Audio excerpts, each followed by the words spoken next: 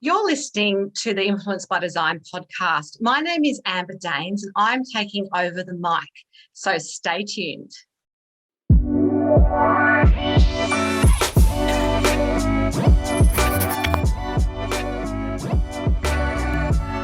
Samantha, this is so exciting to have podcasted a podcaster interviewing you. I usually do this with a range of guests and not all of them are fellow podcasters. So this is a great forum, I guess, for us to have some banter. My focus today is actually going to be on human design because I heard you talking about that in one of your earlier episodes last year. And I'm really fascinated by human design. I'd love to know how it sort of became a business focus for you and perhaps an example of how it works for those of us who may not be familiar with it. Awesome. And before we even jump in, can I just say thank you for taking over the mic today. I am very excited. And just for those of you that are listening, Amber said to me before we started recording, no, you have seen the questions, haven't you? And I said, no, they go through to my assistant because I want this to be an authentic conversation. I want people to hear, exactly what's at the tip of my tongue. So I have no idea or did not know until just now that we were talking about human design. So I'm excited to dive into this. But essentially, I brought human design into my business only last year, only in 2021. So I have been learning about it for many years. It's something that I loved. I personally was using it in my business and realized how much it made a difference. And the kind of difference it made was having me feel like I was in flow in a way that I knew what my genius zone was, so that and alternatively I knew what wasn't my genius zone. And that was even more valuable, was knowing that I'm actually not designed to finish things. I'm designed to start things, and I'm designed as a big vision person. So as an entrepreneur, to know that you don't have to finish things when the world is telling you, if you start something, you got to finish it, to know that has made such a huge difference, because now I know who do I need to bring in as part of my team, that I say, this is the big vision, this is what I'm doing, and then being able to hand it over to them and seeing what they do with it. So it's been such a huge part of how our business has grown over the last 12 months. Anyway, I was having such amazing success with it, and understanding and knowing what my purpose is in life. I had this moment where I thought, wow, imagine if my clients could know this, because there's so many people that come to me and they're like, I can't figure out my purpose. They know that they want to do something that's very purposeful, leave a legacy. The people that I work with have big visions. They really want to leave a legacy and live a legacy every day. So I just sort of put it out to a few clients and said, is this something you're interested in? And anyway, the rest, they say, is history, because one by one, other people were saying, can you do that for me too? Can I get that information? Can we do that? So we've got to the point where now it's actually a core part of our coaching program to help other people understand their human design, which is, their energetic blueprint, what they are designed to, how they're designed to move through the world, designed to make decisions, and really put their results, I guess, on steroids by knowing that, because it cuts down the trial and error time. That's fantastic. It can seem, a little bit opaque for most of us who are not familiar with what it looks like in practice.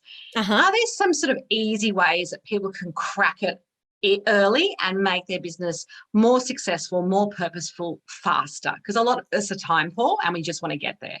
Yeah, totally. So if that's you, then I suggest getting a copy of your free chart, and you can get that at my website, samanthariley.global/get your chart, I think it is, but I'll definitely put that link in the show notes.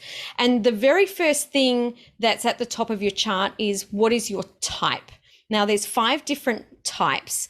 And before I go into this, I just want to say that the reason I didn't bring human design in faster or earlier, I guess, in my business is because I hate boxes. We're entrepreneurs, right? Because we hate being put into a box. We colour outside those lines. Thank you. Or every day, all day. And the idea of putting my personalities in a box, and this is what I can do and this is what I can't do, to me felt like it was excuse making. And that's what held me back from it for so long. So what I'm about to share, take the information, but then experiment with it. experiment and understand how it works for you, because when you put it into practice in your life, you're able to get that feedback from the world around you, and you can build up a bank of evidence of this happens when I do this, or this doesn't happen when I do this. So I am a little bit different to a lot of the human design, experts out there. So there's 5 different types. There's manifestors, generators, manifesting generators, projectors, and reflectors. And each of us, every single one of us in the world is one of those.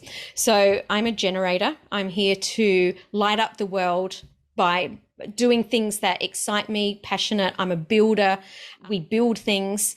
And by understanding this, it's helped me to realize that if my energy is flat, then that's not what I'm meant to be doing. And this has been just a huge thing for me to say, actually, I don't want to do this. That could be a collaboration partner. It could be a project. It could be, a task in our business. It could just any feeling at all. They're here to light up the world. Then we've got our manifesting generators, and our manifesting generators are multi-passionates. This has really helped me in my coaching business, because I do have some clients that are manifesting generators that I've previously said, hey, you've got to really dial in what you do, really focus and get this one thing.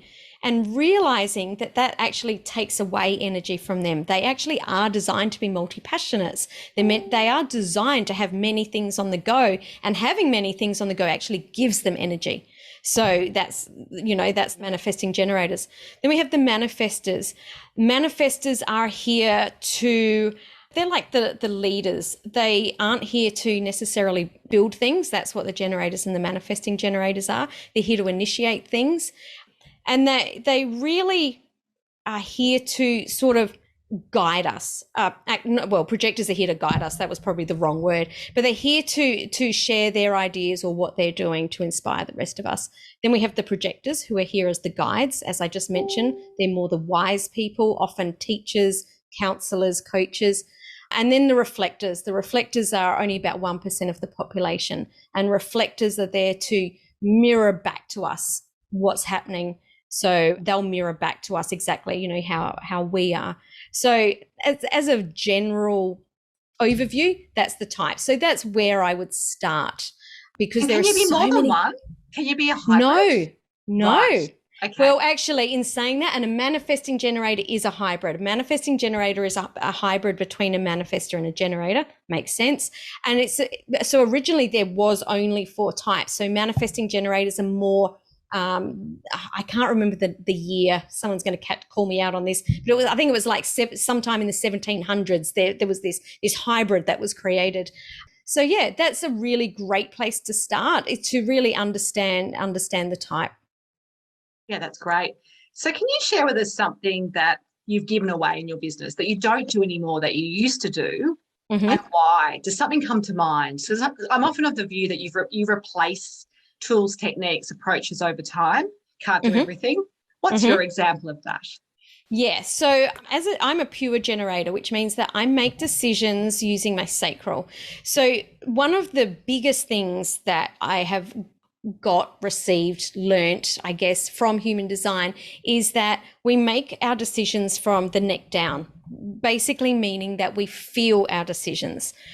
We're taught to make our decisions from our head. And I even remember teaching my children to make decisions from their head. I remember helping my daughter once decide which she got scholarships to high schools, and sitting down and saying, well, let's write the pros and cons. And it was all very logical. I thought I was being such a great parent. Well, I was doing the best that I could at the time. But I've since learned that we make our decisions from the neck down. I'm a sacral generator, so I get these gut feelings that you often hear people talking about. I had the feeling in my gut that it was wrong and I went against it, and then it just didn't work out so well. So really understanding that I can make all decisions in the gut has been a massive, massive game changer. How that has played out in my business is with any project I'm doing. Even had someone reach out and say, hey, I've got this great idea for a collaboration. Now, probably a couple of years ago, I totally would have said, yeah, let's do this, because it sounded great. It was in my wheelhouse.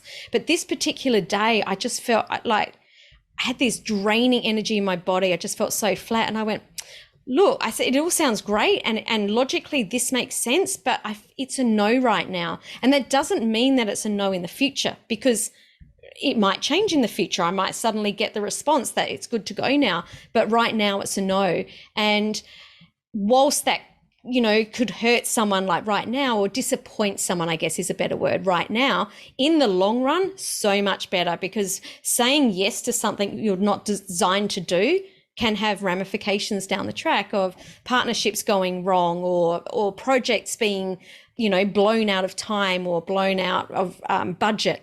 All those sorts of things is what happens. So that would definitely be one of the things, is really understanding that my sacral authority. I'm a passionate and professional communications advocate for all my clients. How do you communicate with your tribe, if you like, or the people that you work with and the partners that you make in business? Have you found there's a sweet spot for you? And I'm probably talking a little bit tactically as well. So, for example, through podcasts or webinars, is there ways in which you like to communicate and you think is actually the most authentic way for you to get your ideas and messages across to your particular people? Yeah. So I love podcasting. Podcasting is my favorite platform to get my message out. If you had have asked me this probably before I started my podcast, I thought that it was writing. Because I love writing. I've always loved writing. I've always loved reading ever since I was at school. I was a massive book nerd.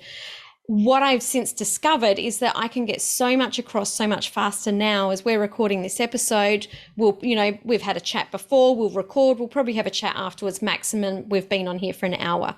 I can sit down and write a blog post and it can take me all afternoon, because I will fidget around going back and editing and changing, and that doesn't sound right, and that, hitting the thesaurus, what's a better way to say that? Where right now it's just like I've got all the words that are there. I don't need to check a thesaurus to make it perfect. It's just who I authentically am.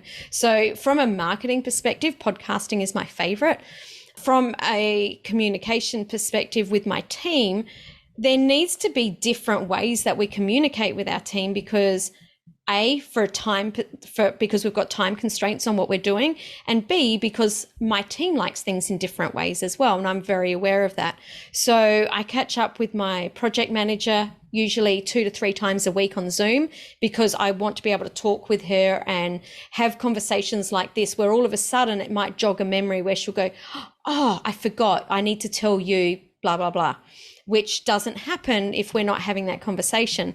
With our full team, we catch up and have a team meeting once a month, and then we'll have minor team meetings. So just for our audio team or just for our social media team, just whenever we need them, whenever we need to do things.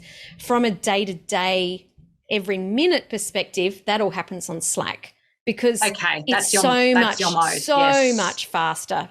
But obviously everything it can't all happen on Slack. So from a team perspective, we've got to bring in, sometimes we'll all be on video, sometimes we're just on audio, sometimes we're on text on Slack. It moves depending on what the time frame is and what we're working on. Have you found those tools have changed over time, particularly you've probably worked remotely for longer than a lot of people, but we can be anywhere at the moment, and some tools are better for that than others. Yeah, so we only moved to Slack last year. We were very late to the Slack world. I know a lot of people that have been using that for years and years and years. We were just using Voxer, which is like a remote, like a messenger walkie-talkie kind of thing. Oh, yeah. Walkie-talkie, there's your old school. There's probably another whole generation there, Samantha's going, what's a walkie-talkie? Let's Google it. That's right. Yeah, guess my age. Guess which generation I'm from.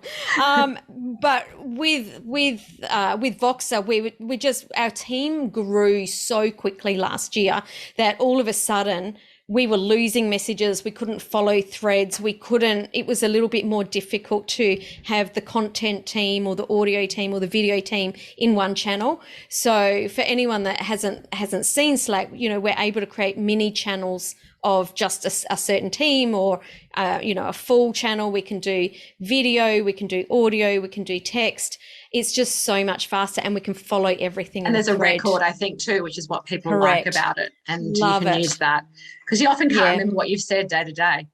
That's exactly right. And it links to our Airtable, it links to our Google Drive. Like, it integrates with so many different things. So yeah, definitely our tech stack in the last 2 years since the pandemic started has completely changed because the team grew so quickly. Yeah, so you had to accommodate that, which I understand. Things change over time, and I love to see what tools people are actually using right now. Because probably if I asked you in 2 years' time, it might be something completely different. Totally. Well, on that, we've used Trello for years. I love Trello. Yes, it's a great I like project that management. Too. However, we've just changed to Airtable because Okay. it's just given us exactly what we need. Trello is fantastic for most businesses until you start bringing in lots of different projects and you can't layer them over. Our project manager was double entering. We just don't have the time for that. So yeah, we've moved to Airtable. You've got to save your time. Otherwise, there's no point to it in my view.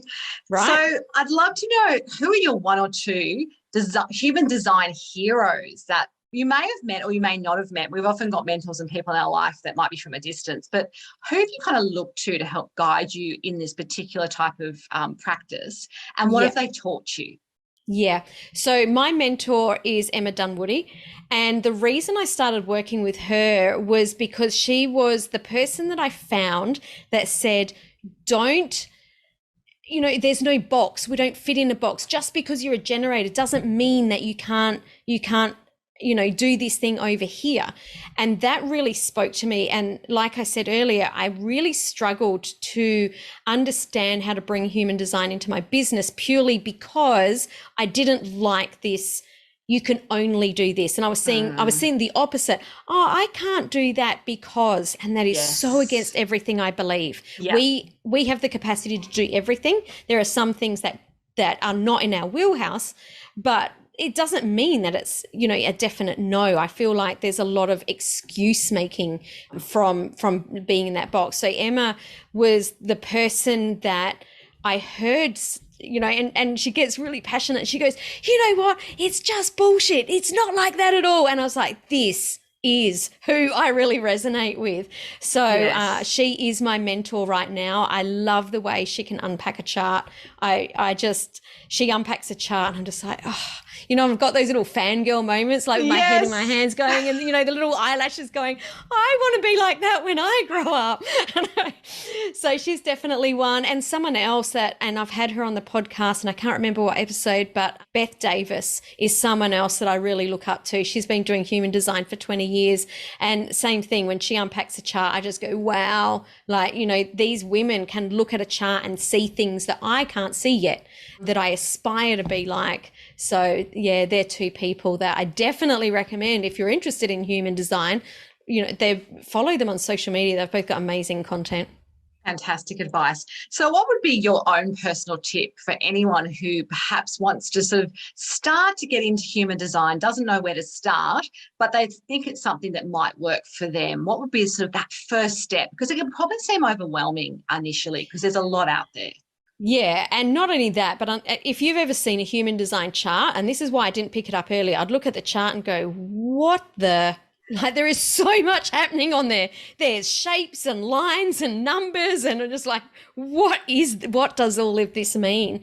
What I would do is recommend getting your chart and just the very start, look up what is your type. So I talked about the 5 types earlier, and your strategy and your authority. If they're the only 3 things that you take away, just those 3 things alone can really, really change your life.